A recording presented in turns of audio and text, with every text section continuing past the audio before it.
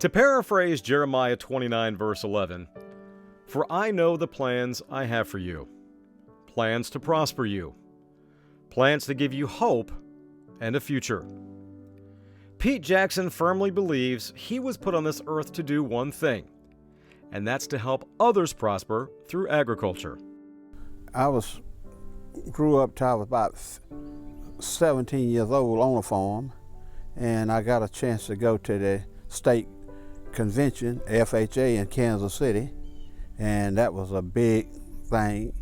And my dad-in-law, he was a farmer, and every chance I got, I come back and always help him on the farm. And I was out and in, and then all of a sudden, he came down one night and gave me a thick envelope with about 30 acres of land and told me, go at it. The type of gift that keeps on giving.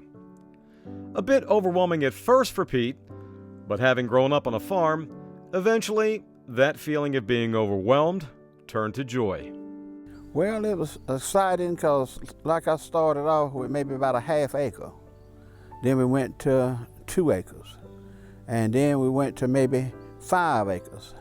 And then I ran into Miss Donna Martin, and she put me in the school systems, and we stopped truck peddling, and we started getting other big contracts from other schools, and then we just kept on growing from there on and on.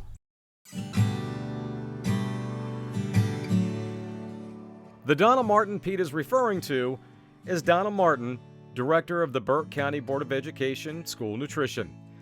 Donna tells me that in 2012, the school system put out an all-call for farmers who could provide locally grown and nutritious food for daily meal plans. Right away, says Donna, Pete stepped up to the plate.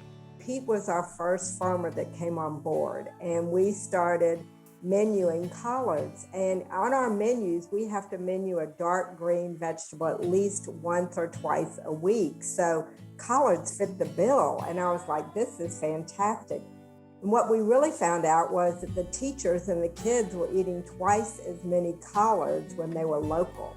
And our kids know if for some reason he loses his crop, like one year a hurricane came and he lost his crop. And so they know if he loses his crop and we have to go back to buying frozen collards, they turn their nose up at it, like we're not eating those. Those aren't Pete's collards.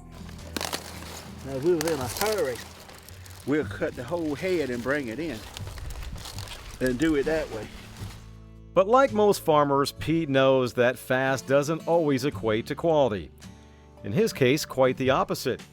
These leafy green gems, as abundant and as beautiful as they are, were the result of years of hard work and using extension to his advantage. Well, we've been in it about 8 years, and we took soil samples, and my county agent, and we do business with another adjoining county agent also. We've got 2 county agents we work with, Emmanuel and Burke County. And we, soil samples, and we try that this year. Next year, we do some other things with different fertilizers. Like I said, we've been in the business now 8 years growing collards, and I think every year I get better and better. Yes, Pete's collards are legendary. So much so, they even caught the attention of former First Lady Michelle Obama during a trip to Georgia. I got a call on the Friday of right before Masters Week from the White House saying, do you have a garden that Michelle Obama can come plant in? And I went, yes. And they said, well, we'd like to come next week and have her plant in your gardens. And I went, we will not be here next week. We don't have any teachers. We don't have any kids, school's out. And they said, that's why we want to come, because it's easier with Secret Service and everything to handle that. So he went and got all the plants. He got all the beds ready for us, cleaned them up, put the dirt in, everything.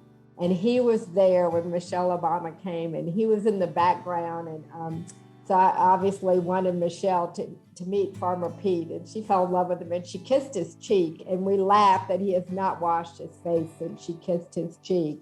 She was just a sweet person. She, was friendly and nice, and worked with us with the flowers, and with the vegetables and stuff. And it was just something different. The people watching this, what do you want them to take away? What's the one thing you really want them to know about you and the services that you're providing around this area?